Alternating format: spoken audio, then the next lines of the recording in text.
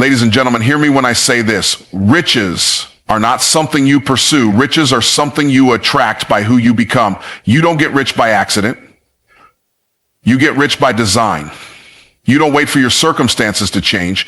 You program yourself to be the person who commands wealth into existence. Today, I'm going to show you 6 key principles to rewire your mind, your habits, and your heart so that riches chase you down instead of you chasing them. Everybody wants to change their life. Everybody wants a better car, a bigger house, a higher bank balance, and more freedom. But most people are going about it completely backward. They're trying to fix the fruit instead of the root. They are trying to fix the symptoms without curing the disease. They are chasing after the fruit of success, but they're ignoring the soil, the seed, and the tree that produces the fruit in the first place. You don't fix a sick tree by gluing apples to the branches.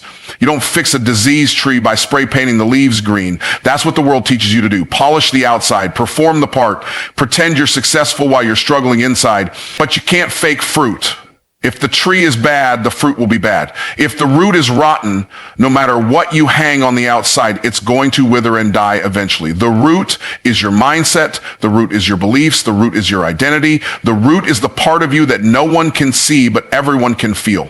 People can smell desperation. They can feel when you don't believe in yourself. They can sense when you're trying to sell something you don't even think you deserve to have. That's why programming yourself for riches is not about how you dress, what car you drive, or what networking event you attend. It's about what you are rooted in. If your belief is rooted in lack, then lack will be your harvest. If your belief is rooted in fear, then fear will choke out your dreams like weeds in a garden.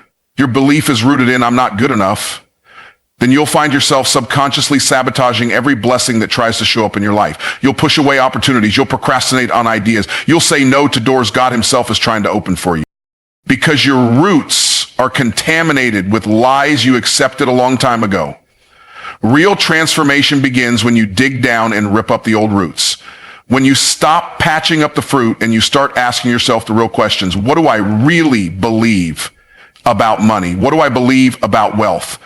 What do I believe about people who are successful? What do I believe about my own worthiness to prosper? These questions are not cute. They're not easy. They are invasive. They are messy. Because the truth is, a lot of us were handed roots of poverty, fear, shame, and guilt by people who didn't know any better. And unless you intentionally uproot them, they will keep producing the same barren harvest year after year after year. See, the soil you plant your mind in matters. You can't plant yourself in negativity, doubt, and small thinking and expect to reap abundance, influence, and impact. It doesn't work like that. God designed the universe to operate by seed time and harvest. What you sow internally, you reap externally. If you sow scarcity, you reap limitations. If you sow abundance, you reap opportunities. If you sow vision, you reap provision. It's law. And it's working whether you understand it or not, whether you like it or not, whether you believe it or not. But here's the good news. You are not stuck with the roots you were handed. You can choose today to dig up the old, plant the new, and nurture it daily until it bears fruit that matches your destiny. You can plant seeds of faith where there used to be fear. You can plant seeds of abundance where there used to be scarcity. You can plant seeds of purpose where there used to be confusion. And once the root changes, the fruit must change. It's automatic. It's inevitable. Imagine a man who's tired of eating bitter fruit. Year after year, he complains about how sour his harvest is. He blames the weather. He blames the insects. He blames the other farmers. But one day, someone points out to him, brother, you're planting bitter seeds. It's not the world conspiring against you. It's your own planting that's the problem. That realization hits him like a thunderbolt. Because the moment he understands that the root determines the fruit, he can finally take responsibility for his life. He can finally stop waiting for outside circumstances to change and start changing himself from the inside out. Your life is the visible expression of your invisible programming. Whatever is deeply rooted inside will eventually manifest outside. There is no hiding. There is no escaping it. The internal world is the cause. The external world is the effect. If you want a different life, you have to plant different seeds, nourish them with different thoughts, water them with different words, and cultivate them with different actions. It is a process. It is a discipline. It is not a one-time event. It is a daily commitment to becoming who you were always meant to be. When you change the root, you won't have to chase the fruit. The fruit will find you.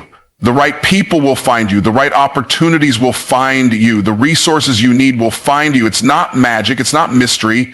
It's simply law. You will never consistently outperform yourself. You can hustle, you can grind, you can sacrifice sleep and work around the clock. But if the image you hold of yourself is small, your results will shrink to match that image. You are not fighting the market. You are not fighting the economy. You are not fighting the competition. The real battle is always between the ears. The real battlefield is your mind, your perception, your sense of who you are and what you are entitled to walk in. Your self-identity sets the boundaries of your success. It is the ceiling you can't rise above and the floor you can't fall beneath. If you secretly believe you are unworthy of wealth, you will find a way to sabotage every opportunity, no matter how gifted, talented, or hardworking you are. You do not get in life what you want. You get in life who you are. Everything you attract, everything you repel is a reflection of the dominant picture you carry inside. If you carry the picture of a struggler, you will find yourself constantly struggling. If you carry the picture of someone always being overlooked, passed over, or taken advantage of, you will find yourself living out that narrative over and over again. The script that runs your life is not out there somewhere. It's the one you're rehearsing internally every single day. And if you don't consciously rewrite the script, you unconsciously repeat the same scenes year after year. Your current circumstances are not just the result of external factors. They are the fruit of internal programming. You were programmed by experiences, by the words spoken over you, by the culture you grew up in, by the expectations of the people around you. You were programmed to think a certain way about success, about failure, about money, about relationships, about your own worth. Some of that programming served you and some of it sabotaged you. But now, if you are serious about becoming rich, you must become ruthless about reprogramming yourself to match your destiny instead of your history. It is not enough to say affirmations once in a while when you feel inspired. It is not enough to dream big when you are at a seminar or listening to a motivational speaker. Reprogramming your identity requires a daily confrontation with the lies that have been living rent-free in your mind. You must evict the beliefs that say you are not enough. You must uproot the ideas that say wealth is for other people but not for you. You must destroy the internalized limitations that keep you acting like a slave when you were born to be a king. This is not a casual process. This is not a passive process. This is war for your future. Every decision you make flows from the version of yourself you believe you are. If you see yourself as a powerful wealth creator, you will approach famous business differently. You will speak differently. You will expect different treatment. You will demand different outcomes. But if you see yourself as a struggler, you will negotiate against yourself. You will undercharge, over-apologize, and settle for crumbs when you were designed for the feast. Your feet can only go where your mind has already traveled. If your mind is stuck in survival, your actions will never lead to abundance. A person with a poor self-image will always sabotage prosperity because they feel like an imposter when abundance shows up. Deep down, they don't believe they deserve it. Deep down, they are waiting for the other shoe to drop. And so they unconsciously push it away, reject it, or lose it. It was never about the money. It was always about the mirror. It was always about what you see when you look at yourself without the titles, without the trophies, without the trappings of success. The truth is, you were created in the image of greatness. You were created with the DNA of dominion.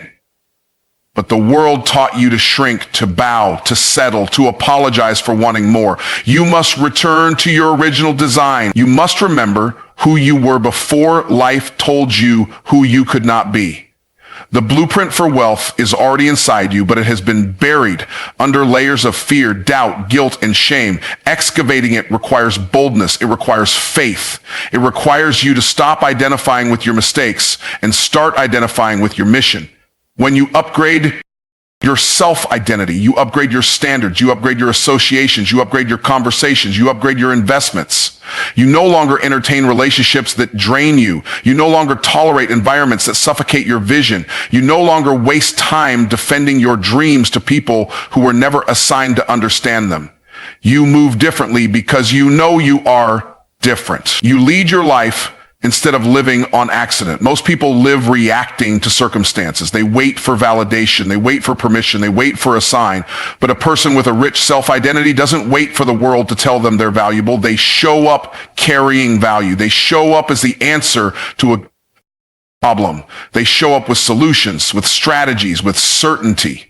And the marketplace rewards certainty. Money moves in the direction of confidence. Wealth flows to those who expect it, prepare for it, and embody it internally before it shows up externally. You must live now like the version of you who already has what you say you want. Walk like it, talk like it, think like it, serve like it, coordinate like it, negotiate like it, lead like it, because when your identity matches your destiny has no choice but to manifest. The mind is the control center of your life. Everything you experience, everything you attract, everything you produce starts with the programming that runs your thinking. Your mind is like fertile soil. Whatever seeds you plant will grow, whether those seeds are seeds of poverty or seeds of prosperity. If you plant thoughts of limitation, fear, and lack, you will harvest frustration, scarcity, and struggle. If you plant thoughts of abundance, creativity, and excellence, you will harvest opportunities, wealth, and favor. The soil doesn't care what you plant. It's your responsibility to guard the gates of your mind and sow intentionally. Most people have been programmed for survival, not success. From the time they were children, they were told things like, money doesn't grow on trees, rich people are greedy, you have to struggle if you want to get ahead, be grateful you even have a job. These phrases sound harmless on the surface, but they implant seeds of scarcity that take root deep in the subconscious. And without realizing it, people spend their whole lives operating from that old programming, wondering why no matter how hard they work, they can't seem to break through to abundance. You cannot create wealth with a poverty mentality. You cannot operate as a magnet for money when your mind is running software that repels it. You cannot attract opportunities for greatness if your internal dialogue is constantly rehearsing failure, fear, and frustration. Your mind is like a thermostat. And if your wealth consciousness is set to a certain level, anytime you start to rise above it, you will unconsciously sabotage yourself back down to what feels familiar. If you want new results, you must reprogram the thermostat. You must reset your mind to new levels of wealth expectancy. Reprogramming your mind is not a one-time event. It is a daily discipline. It is the conscious, intentional choice to reject thoughts that do not serve your destiny and to replace them with thoughts that align with your calling. It is recognizing that every time you think a thought, you are wiring your brain. You are building highways in your mind. And the more you travel down a thought path, the easier it becomes to think that way again. If you constantly think thoughts of lack, you carve deep roads of scarcity thinking into your brain. If you begin to think thoughts of abundance, gratitude, favor, creativity, and dominion, you start building new highways that will lead you to a new destination. This is why meditation matters. This is why visualization matters. This is why declarations matter. You are not just making noise when you speak life over yourself. You are reprogramming the deepest layers of your identity. You are interrupting old patterns of fear and replacing them with patterns of faith. You are no longer allowing the programming of your past, your parents, or your environment to dictate your future. You are taking ownership of your mind because you recognize that whoever controls your mind controls your money, your relationships, your impact, and your legacy. If you want to program your mind for wealth, you must saturate it with the images, the language, and the environments of wealth. You cannot hang around people who constantly talk about how broke they are, how bad the economy is, and how impossible success is, and expect to rise into abundance. Faith comes by hearing, and so does fear. You must be intentional about what you allow yourself to hear, see, and speak. You must immerse your mind in books, podcasts, sermons, conversations, and communities that stretch your thinking, that challenge your excuses, that expand your vision of what's possible. Wealth is not a destination you arrive at. It is a mindset you live from. Wealth is not just about how much money you have in the bank. It is about how you see yourself, how you see God, how you see the marketplace, and how you see your own potential. When you see yourself as a resource, a solution, a blessing, a conduit of abundance, you move differently. You expect doors to open. You expect favor to flow. You expect provision to meet your vision. You stop begging life for permission and start commanding your environment to align with your assignment. There is a reason God said, be transformed by the renewing of your mind. He didn't say be transformed by working harder, by getting another degree, by networking more aggressively. He said the transformation comes by changing the way you think, because when you change your thinking, you change your believing. When you change your believing, you change your receiving. When you change your receiving, you change your entire experience of life. Wealth starts in the unseen before it shows up in the seen. It starts in the spirit before it shows up in the natural. It starts in the mind before it shows up in the bank account. Many people are trying to manifest millions with minds programmed for minimum wage. They want maximum harvest, but are still sowing minimum expectation. You cannot rise higher than the dominant thoughts you hold about yourself and your future.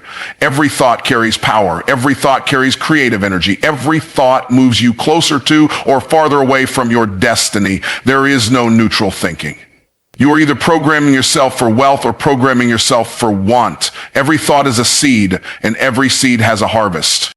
You must be violent about evicting scarcity thinking. You must be relentless about planting abundant thinking. You must be unapologetic about building a mind that expects increase, that expects multiplication, that expects favor, that expects overflow. You must treat your mind like a garden under constant attack. Pull the weeds, guard the gates, water the good seeds daily, nurture them with faith, gratitude, and expectation. Speak life over your dreams, even when nothing looks like it's working yet. Believe bigger, even when the evidence is small. Stay rooted in the truth that your mind is the womb of miracles. Wealth is not an accident. It is not the result of random chance or lucky breaks. Wealth is governed by laws, just like gravity is governed by laws. If you drop a pen, it falls to the ground every single time because of the law of gravity. It does not matter whether you believe in gravity, whether you understand gravity, or whether you agree with gravity. The law works because the law is the law. Wealth works the same way. There are laws that govern prosperity, and when you align with those laws, wealth flows. When you violate those laws, lack and limitations show up to collect their due. The problem is most people are trying to become wealthy while ignoring the laws that govern wealth. They are wishing for money instead of working the laws. They are hoping for a breakthrough without sowing the seeds required to produce a harvest. They are crying out for abundance while living in disobedience to the principles that create it. Ignorance of the law is no excuse. If you step off a building, gravity pulls you down whether you know about it or not. If you live outside the laws of wealth, financial struggle pulls you down whether you are aware or not. Mastery begins with understanding that the laws are bigger than your feelings, your circumstances, or your opinions. One of the primary laws of wealth is the law of sowing and reaping. You cannot harvest what you have not planted. You cannot withdraw where you have not invested. If you want money to come into your life, you must become a sower. Money is a seed. Ideas are a seed. Time is a seed. Relationships are a seed. Every time you sow into the life of someone else, into a business venture, into your education, into solving a problem, you are setting yourself up for a harvest. Farmers don't pray for crops without planting seeds. They plant and then expect. Most people want to live in expectation without living in sowing. Faith without works is dead. Belief without action is deception. It is not enough to think wealthy thoughts, speak wealthy words, and envision a wealthy future if you are not willing to move your feet in the direction of the wealth you claim to desire. Action is the bridge between intention and manifestation. Action is the physical proof that you truly believe what you say you believe. Without aligned, bold action, you are just daydreaming. You are just wishing and hoping instead of partnering with divine laws to bring your vision into reality. Aligned action is not random movement. It is not busyness for the sake of busyness. It is not doing 10 different things halfway and calling it progress. Aligned action is strategic. It is targeted. It is spirit-led. It is doing the right things at the right time with the right focus. It is moving according to divine instruction, marketplace wisdom, and personal assignment. It is working smart and working hard, but in a direction that actually leads you to your destiny. So many people are tired but not triumphant because they are busy but not aligned. Bold action is fearless execution in the face of uncertainty. It is making moves even when the outcome is not guaranteed. It is stepping forward when others shrink back. It is risking embarrassment, risking failure, risking rejection, and doing it anyway because you know who sent you and you know why you were sent. Bold action separates the talkers from the takers. It separates those who want it from those who are willing to move toward it. Bold action opens doors that timid intentions never will. Bold action attracts favor, accelerates progress, and compels provision to meet you on the road called obedience. The reason so many people stay stuck is not because they lack opportunity. It is because they hesitate, they overthink, they doubt, they delay. They want every question answered, every step revealed, every guarantee signed before they move. But wealth does not wait for you to feel ready. Wealth responds to those who move, ready or not. Wealth responds to those who decide that fear will not be the master of their movements. Wealth responds to those who understand that faith is spelled R-I-S-K, aligned. Bold action starts with clarity. You cannot move with power if you do not know what you are moving toward. You must get clear on your goals, your vision, your calling, and your next steps. Vagueness will paralyze you. Uncertainty will keep you spinning in circles. Clarity will give you the courage to act because you know exactly what you are saying yes to. Clarity produces confidence. Confidence produces courage. Courage produces momentum. And momentum produces miracles. After clarity comes commitment. You must commit to the process, not just the outcome. Most people want the prize without embracing the process. They want the mansion without the mortgage. They want the breakthrough without the breaking. But aligned, bold action means you are committed to doing the work, whether or not it feels good, whether or not it looks glamorous, whether or not it produces instant results. It means you are married to your mission, not just dating your dreams. It means you have burned the boats, destroyed the backup plans, and decided that forward is the only direction you recognize. Aligned, bold action also demands consistency. One great day does not build wealth. One big decision does not create a dynasty. It is what you do repeatedly, faithfully, daily, even when nobody is watching, that determines whether you rise into your next level. Consistency compounds. Consistency multiplies. Consistency builds unstoppable momentum. The world rewards those who show up when they feel like it, and especially when they don't. The wealthy are not always the most talented or the most connected. Often, they are the most consistent. You must understand that opportunities are perishable. Doors do not stay open forever. Windows do not remain cracked indefinitely. Seasons shift. Timings change. What is available today might not be available next year or even next month.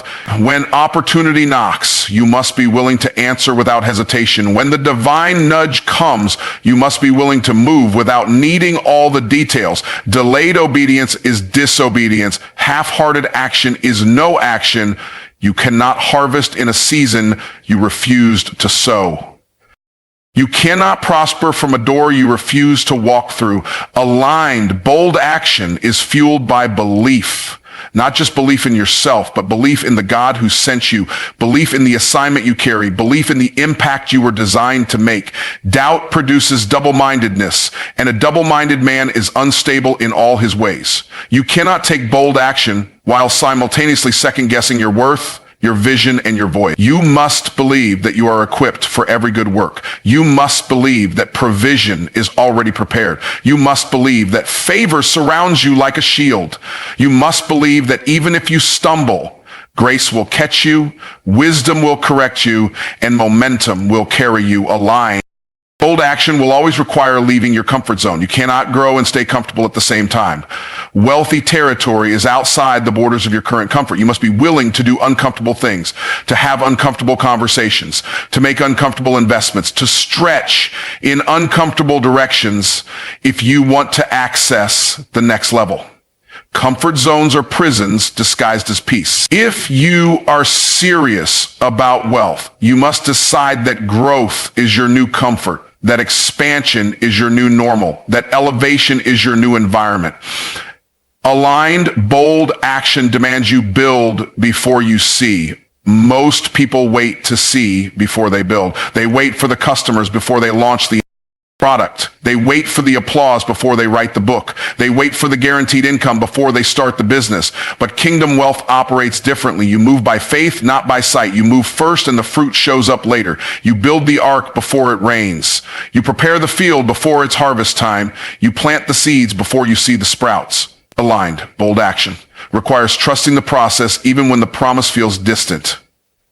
You are not waiting for permission to prosper. You are not waiting for the economy to stabilize. You are not waiting for everyone to approve or understand. You are not waiting for all conditions to be perfect. You are authorized by God and activated by decision. Your future is waiting for your movement. Your abundance is waiting for your action. Your destiny is waiting for your obedience. Overflow is not something you chase. Overflow is something you position yourself for. You don't force overflow to happen. You align your life so that overflow becomes inevitable.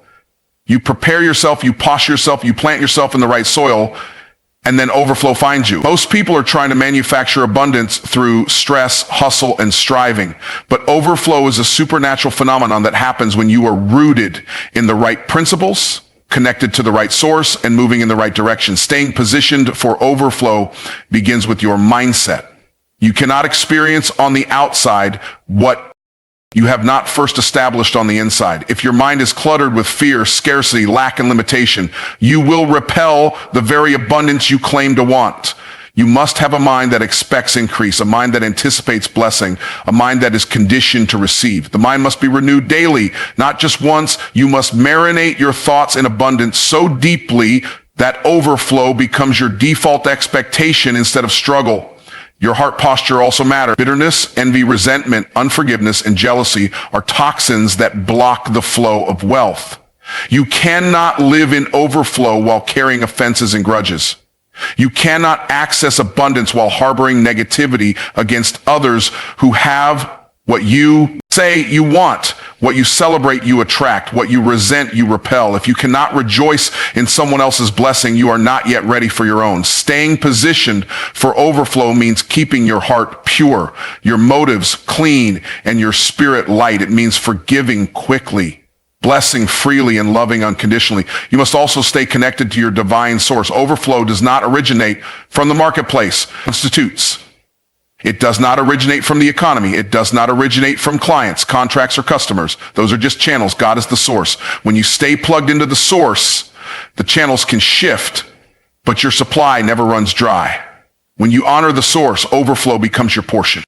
Prayer is positioning. Praise is positioning. Obedience is positioning. Staying intimately connected to the Creator ensures that the created things continue to flow into your life. Another critical part of positioning for overflow is stewardship. If you mishandle what you have now, you disqualify yourself from more. If you are careless with small amounts, you will be careless with large amounts. Overflow is a reward for excellence, not an accident of chance. Are you faithful over your current resources? Are you managing your finances with wisdom? Are you organizing your business with diligence? Are you honoring your body, your relationships, your opportunities with integrity? Stewardship proves you are ready for the next level. Stewardship proves you are not just praying for overflow, but preparing for it. You must also stay planted in the right environments. The soil you are in determines the fruit you produce. Some people are talented, anointed, gifted, but they are in environments that stifle their growth, environments that choke their dreams, environments that drain their energy. You must evaluate the soil of your associations, the soil of your habits, the soil of your routines. Are you in a place that stretches you, challenges you, nourishes you, and speaks to the greatness inside you? Or are you surrounded by negativity, doubt, mediocrity, and fear? Overflow requires that you stay in fertile soil. Staying positioned for overflow demands obedience without delay. Partial obedience is disobedience. Delayed obedience is disobedience. If you are given an instruction, start the business, write the book, make the call, invest in the opportunity, and you sit on it, hesitate, or second guess it, you break alignment with overflow. Overflow is attracted to swift obedience. When you hear the instruction and move immediately, doors open that would have remained shut. Opportunities materialize that you could not have orchestrated on your own. Miracles unfold in the momentum of obedience. You must develop the ability to endure seasons of invisibility without uprooting yourself. Overflow often follows seasons of preparation, where nobody sees you, nobody applauds you, and nobody validates you. Many people abort their harvest because they get weary during the hidden seasons. They think because there is no visible fruit, the seed was bad. But seed does not sprout overnight. The roots go down before the shoots go up. Staying positioned for overflow means you remain faithful, excellent, and expectant, even when it looks like nothing is happening. You keep sowing, keep serving, keep showing up, and trust that the process is working even when you cannot yet see the progress. Another key to staying positioned for overflow is generosity. Stingy people repel overflow. Hoarders repel overflow. Those who clutch what they have with a death grip communicate to the universe that they do not trust the supply.